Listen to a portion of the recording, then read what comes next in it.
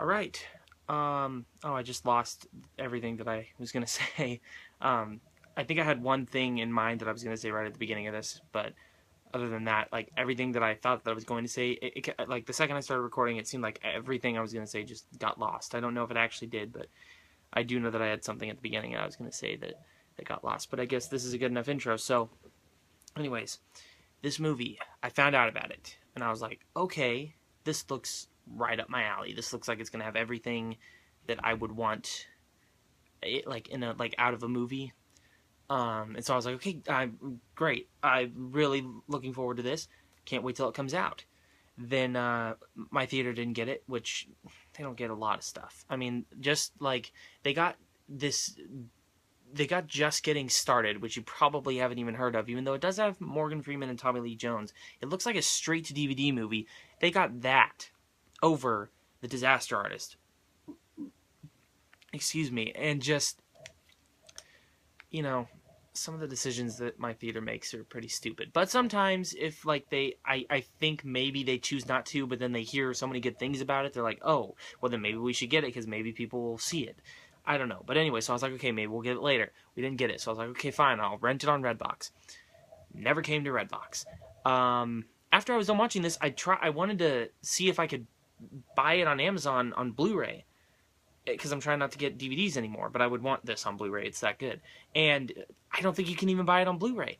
I think I think that it did come out, and maybe it's just not on Amazon or something. I don't know.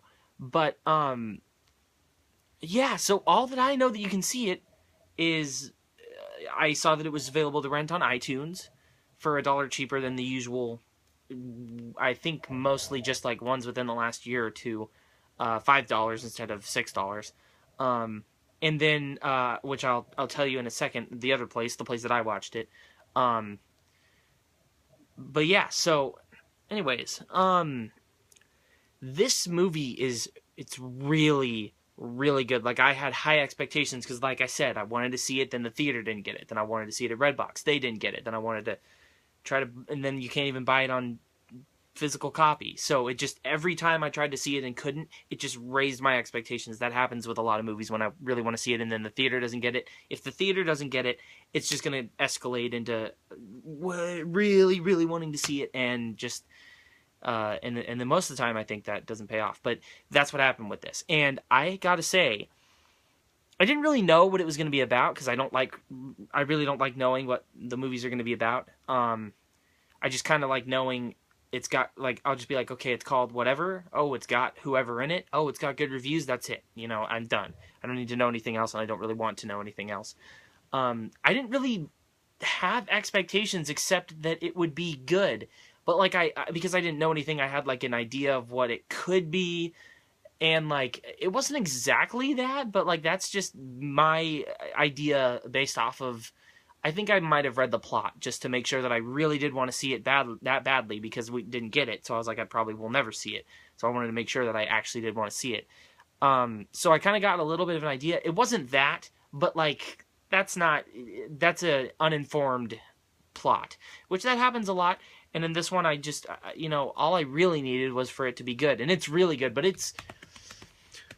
I think it's better than what I was thinking it was going to be because what it is it's kind of I don't mean this word like Blade Runner with the visuals and just the whole movie in general. It's like my favorite movie of the year. Well, it's the best movie of the year. I don't know if it's my favorite because there's a couple other movies that I'd probably enjoy watching more than that. It's not groundbreaking like that. It's groundbreaking in the sense that there's moments, little things in here that they do that they did that I just was like, I was shocked. I was blown away. I thought exactly that I was blown away by this one thing in particular. But yeah, so I'm gonna try to make this as short as possible. So it's first time director Koga Nada, director, writer, and editor. It's very well directed, and then very well written.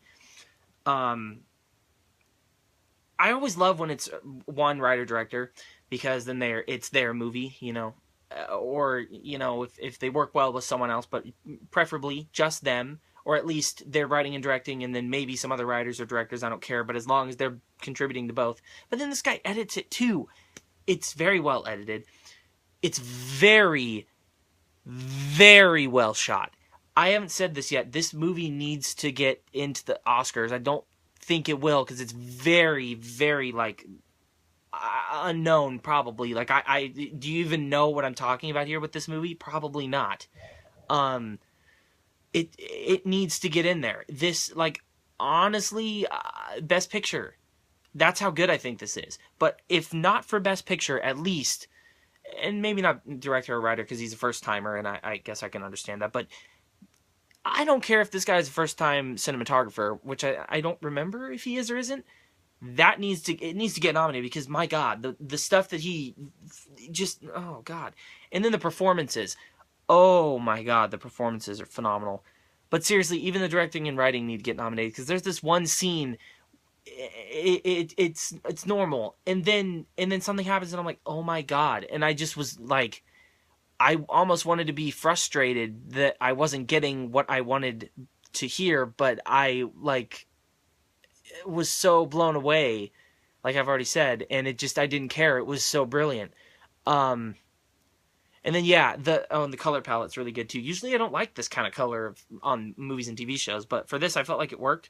I will say, as for flaws, I don't know that this is necessarily a flaw, and I don't really know that this is necessarily even something that happened.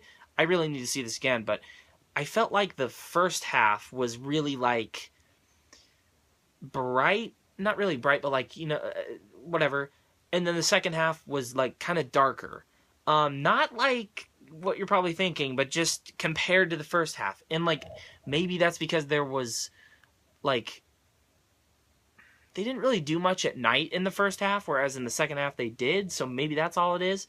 But, and then it's also ending the movie, so, whatever. But, oh God, I just don't want this review to be too long. Everything about this is perfect. The only reason I wouldn't give it a perfect score, I guess, is because maybe I feel like it could have... I don't know that I would have necessarily wanted it to be longer, but I wish I could have gotten to know these characters better. So I guess longer. And, if I saw it again, I might not like it as much as this time, or I might like it more. I don't know, but I don't want to overreact and give a 10 and then see it again and think it's a 9. So I'm going to give it a 9. It's like a mid to high 9 probably, though. It's one of the best movies of the year. Really good movie, one of the best of all time. Very inventive.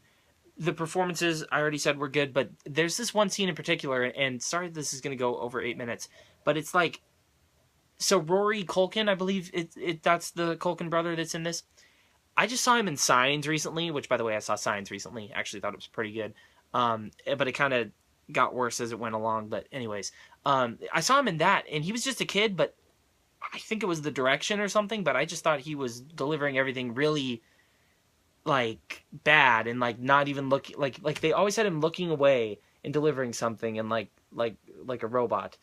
But in this, oh my God, he was so good. He's barely in here, but it doesn't matter because he has this one scene. I think that they probably figured he'd impact people with just this one scene with Haley Lou Richardson, who I really, really love her. She's one of my favorite actresses of all time. I mean, she just in the last, like, she had Split, Edge of 17, now this. I'm so excited to see where she goes. They have this scene together, I swear it won't go over 10 minutes, that is just, like, the only times it cuts is when it's showing the other person. But it's, like, so many, like, scenes where the guy's just talking, and what he's saying, like, it's so hard. It would have been, I can't imagine how hard it would have been to say all that in one shot. I just wanted to point that scene out, because, like, right from there, I knew I was going to like this movie. Yeah, so everything about this is perfect. I guess just maybe that it was not really short, but I just didn't feel like I had a lot of, not substance, but, like, I don't know. I just, I wouldn't mind revisiting these characters. Like, I don't think a sequel is needed, but, like, I just wish, I don't know. It's just something, and then I just don't want to overreact and give a 10 when it ends up being a 9 later. So 9 out of 10, like I've already said. That's it. Thanks for watching, guys. Press that like button if you like the video. Press that subscribe button if you like me. Comment below. Have you seen this? If you have, what do you think about it? By the way that I watch this is on YouTube. It's been there for a couple months, so I don't know that it's going to get taken down quickly, but you might want to get to it fast. I'll put the link in the description, and I'll take it out when it's not on there anymore. Once again, thanks for watching, and I'll see you in my next video. Bye.